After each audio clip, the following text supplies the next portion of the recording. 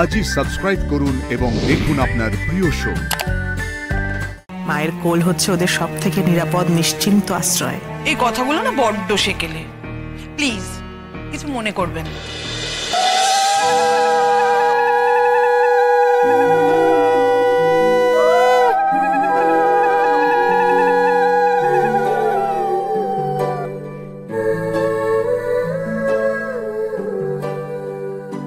আরে হয়েছে হয়েছে, এবার ওদের ঘরে আসতে দিন তো। এসব আবার আজকালকার দিনে কে করে? দিনে কে করে না করে সেটা জানি না, তবে বাড়ির নতুন সদস্যকে এভাবে ওয়েলকাম করার রীতিটা আমার কিন্তু বেশ লাগে। কি গো ও মা, কেমন ঝুলে ঝুলে চোখে তাকাচ্ছে দেখো। এই পাকা বুড়ি, তুই এখনো ঘুমোসনি? ঘুমোবে কি করে? সারা রাস্তা তো গাড়িতে ঘুমোলো, ওয়েট করছিল এ বাড়িতে এসে ওনাকে নিয়ে সবাই কিরকম আনন্দ ফুর্তি করে সেটা দেখবে বলে।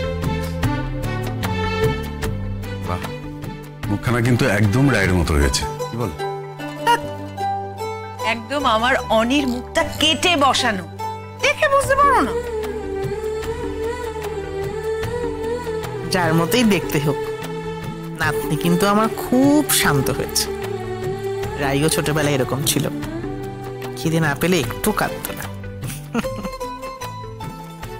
আমাদের অনিও ছোটবেলায় একদম শান্ত শিষ্ট ছিল। বাড়িতে যে একটা বাচ্চা রয়েছে, একটা বাচ্চা ছেলে আছে, কেউ জানতেই পারতো না, বুঝতেই পারতো না। বলো। আচ্ছা সোহিনী, তোমাকে কি সবসময় প্রমাণ করতেই হবে যে আমাদের নাতনি একেবারে আমাদের ছেলের মতো হয়েছে?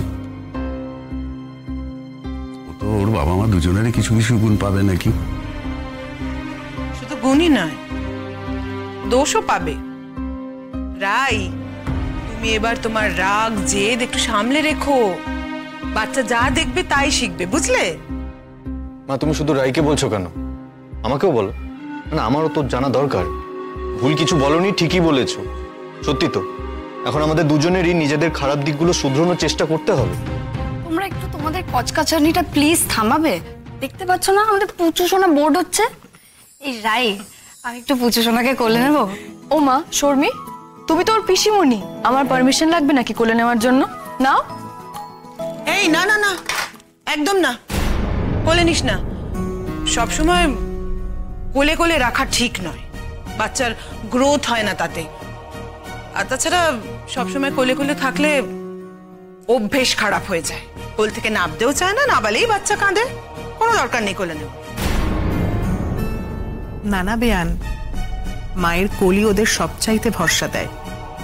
মায়ের পেটের ভেতরে রোমটা পায়, তাই কোলের মধ্যে ওরা নিশ্চিন্তে ঘুমোতে পারে, তাই না সোনা মা?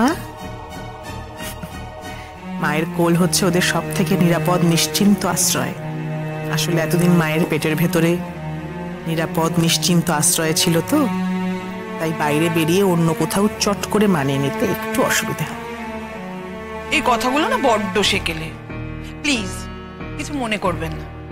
আর তাছাড়া এখনকার কোনো ডাক্তারই সাজেস্ট করে না বাচ্চাকে সবসময় কোলে কোলে রাখা। হাতে হাতে কত রকম ইনফেকশন ছড়ায় বলুন তো।